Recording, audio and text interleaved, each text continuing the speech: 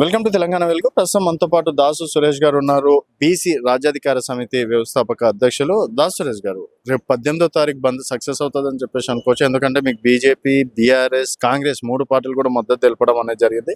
So అంటే ఎక్కడ వరకు వెళ్తుంది అనుకోవచ్చు బీసీ ఉద్యమం?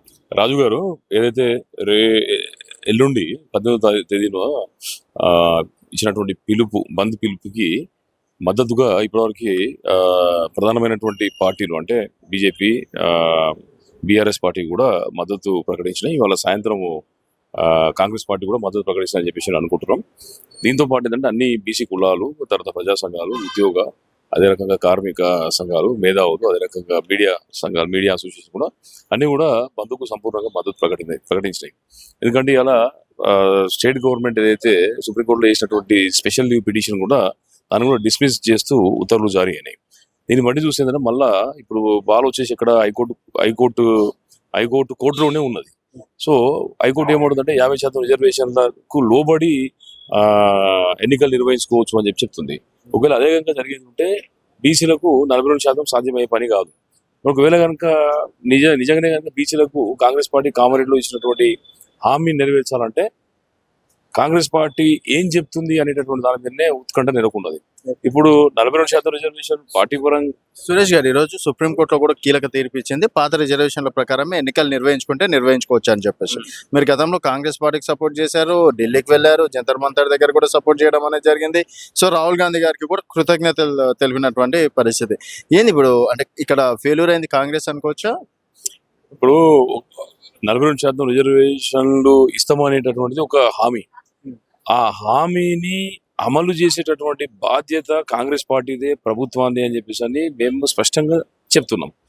ఈ అమలు చేసే క్రమంలో వాళ్ళు ఒక ప్రధానమైనటువంటి భూమిక నిర్వహించాల్సి ఉంటుంది. వాళ్ళు నిర్వహిస్తున్నటువంటి భూమికకు, పాత్రకు అండగా ఉండడానికి, ఆ హామీ అమలు అవ్వడానికి మేమేంటంటే వాళ్ళకు కూడా అండగా మద్దతుగా ఉండడం జరిగింది. ఆ క్రమం లోపలే ఏదైతే వాళ్ళు ఎలక్షన్లు అయిపోయిన తర్వాత కూడా వెంటనే కులగణన చేపట్టకపోతే దానికోసం ఉద్యమం చేసినాం, దానికోసం కూడా అనేక సమావేశాలు నిర్వహించడం, ఒత్తిడి పెంచడం. కులగణన అయిపోయిన తర్వాత డెడికేటెడ్ కమిషన్ ఏర్పాటు చేయకపోతే దానికోసం కూడా మేము వెంబడబడ్డాం, దాన్ని కూడా సాధించేయించినాం. బిల్లులు కూడా అసెంబ్లీలో పెట్టి తీర్మానం చేయించే వరకు కూడా వాళ్ళు వెనకాల పడ్డాం. అక్కడి నుంచి వెళ్ళి గవర్నర్కు బిల్లులను పంపించేటటువంటి క్రమం లోపల కూడా మేము పంపించాం. గవర్నర్ దగ్గర ఎప్పుడైతే బిల్లులు ఆగిపోయినాయో గవర్నరు దానికి సంతకం పెడితేనే అది చట్టం అవుతుంది కదా. దానికోసం ఏంటంటే వాళ్ళు ఇబ్బంది ఎదుర్కొంటున్న సమయంలో ఢిల్లీలో కనుక ఆ జంతర్ మంతర్ దగ్గర ఉద్యమం చేస్తే కొంత అది ఉద్యమానికి లేకపోతే 42% రిజర్వేషన్ అమలుకు ఉపయోగపడుతుంది అనుకున్నాం. కానీ దురదృష్టవశాత్తు ఏంటంటే ఆ కార్యక్రమానికి ఖర్గే గారు కానీ, సోనియా గాంధీ గారు కానీ, లేకపోతే ప్రియాంక గాంధీ గారు, రాహుల్ గాంధీ గారు కూడా ఎవరు కూడా రాకపోవడం అనేది కొంత దురదృష్టకరమైన విషయం. దాంతోపాటు ఆ అంశాన్ని పార్లమెంటు సమావేశాలు కొనసాగుతున్న సందర్భంలో ఎన్డీఏ పార్టీకి మన ఇండి కూటమికి సంబంధించినటువంటి వాళ్ళు ఎవరు కూడా దాన్ని లేవనెత్తకపోవడం అనేది కూడా ఒక తీవ్రమైనటువంటి అంశంగా మనం భావించాలి. ఎందుకంటే ఏదైతే ఉద్యమం చేసినా కరెక్టే, మరి చేసినటువంటి ఉద్యమాన్ని మనము పార్లమెంట్ కూడా ప్రస్తావన చేయాలి కదా. ప్రధానమైన సమస్య ఎక్కడ ఉందంటే దీని లోపల ఇది ఒక ప్రత్యేకమైనటువంటి రాజ్యాంగ సవరణ జరగాల్సి ఉంది. మరి రాజ్యాంగ సవరణ జరగాలంటే ఎక్కడ జరగాలి? పార్లమెంటు జరగాలి. మరి పార్లమెంటులో చేయాల్సినటువంటి ఒత్తిడి జంతర్ మంతర్ దగ్గర చేయడం అనేది కొంత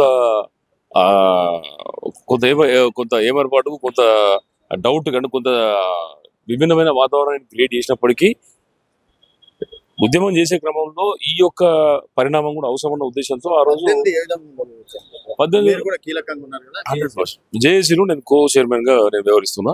ఆ కమిటీకి ఆర్ కృష్ణ గారు చైర్మన్ ఉన్నారు. అయితే 18వ తారీఖు జరిగేటువంటి బంద్ ఏంటంటే ఇది ఈ సమాజానికి, ఈ యొక్క రాష్ట్రానికి, అదే రకంగా కేంద్రంలో ప్రభుత్వానికి, దేశానికి మొత్తానికి కూడా ఒక సంకేతం ఇవ్వదలుచుకున్నాం.